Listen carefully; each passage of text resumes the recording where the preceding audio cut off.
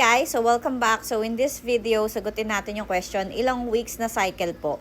So itong 100 gallon tank ko, hindi na siya umabot ng weeks nung na-cycle ko. Kasi meron na akong cycle tank. So yung kalahati nung bucky roll doon, ng lava ring, at saka tong ceramic flower, yung half niyan galing na doon sa cycle kong tank. And yung black biochemical sponge filter ko na yon, galing na din yon sa cycle kong tank. Yung sponge filter galing dun sa cycle kong tank, yan, pinress-press ko na yan dyan.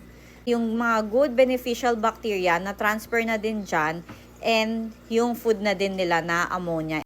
And of course, nilagyan ko din to ng water conditioner and Optima. So everyday, dun sa water testing kit, chinecheck ko yung ammonia and nitrite. And then, ayun, dun dumating na yung time, 0 na sila.